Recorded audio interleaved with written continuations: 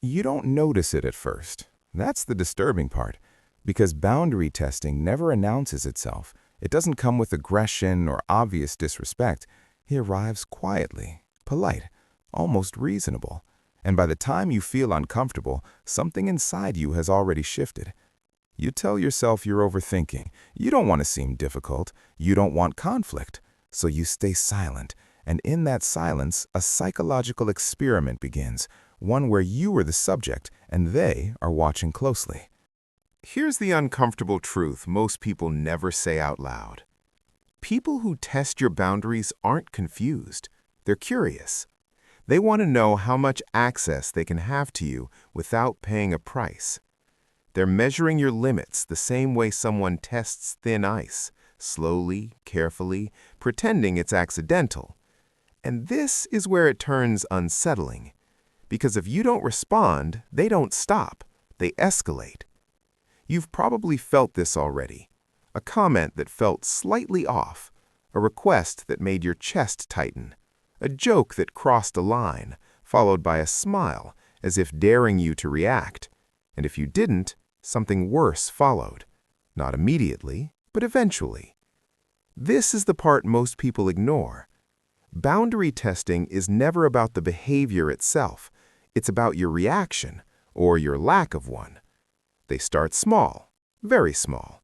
They interrupt you while you're speaking, then laugh it off. They make a personal remark disguised as humor. They push you to explain yourself when you don't owe one. Nothing dramatic, just enough to see if you'll correct them or accommodate them. And when you don't push back, they file that information away, quietly, mentally, like data. But here's where it gets darker. Some people don't test boundaries because they're insecure or unaware. They do it because control feels safe to them. Your compliance becomes proof that they're in charge of the emotional space.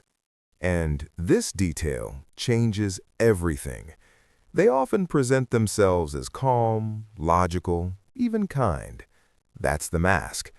Because the loud, obvious manipulators are easy to spot, the dangerous ones are subtle. They make you feel guilty for noticing the violation instead of questioning why it happened.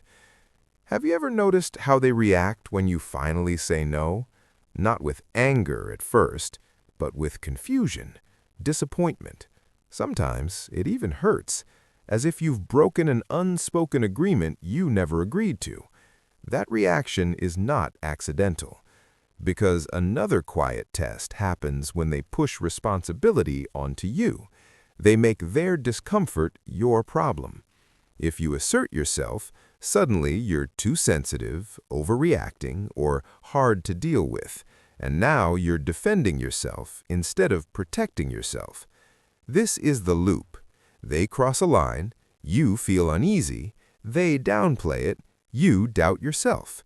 And if that doubt takes root, they know they've gained ground. But stay with me, because here's something most people don't realize until it's too late. Boundary testing isn't always about power over you. Sometimes it's about power over themselves.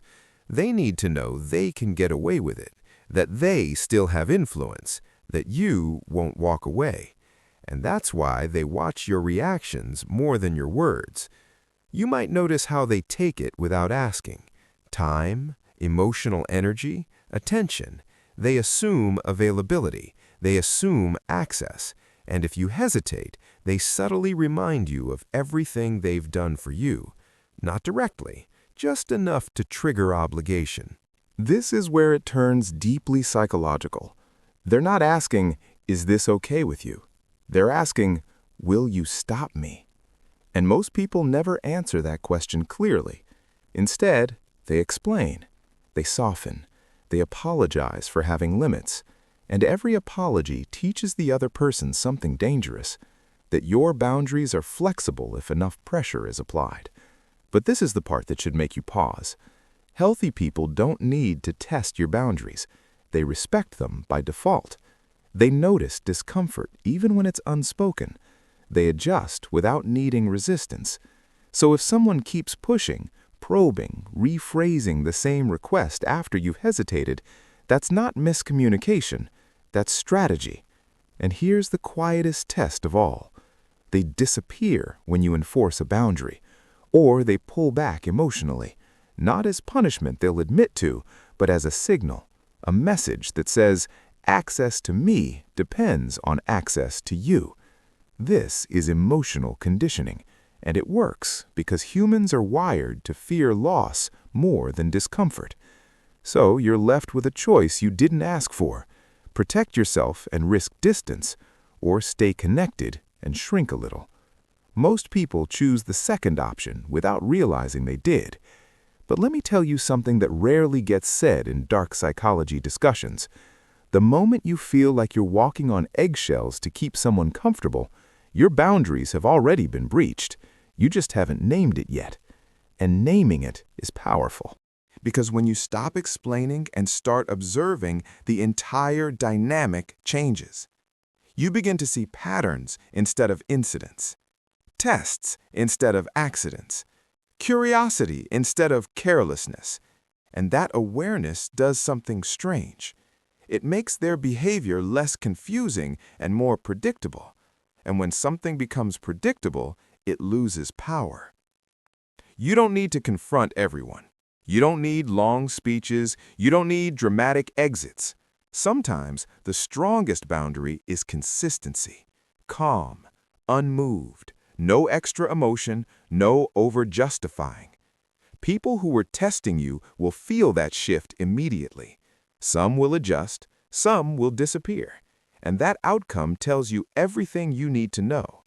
Because the final, haunting truth is this: anyone who needs you to have weak boundaries in order to stay close to you was never there for the real you in the first place.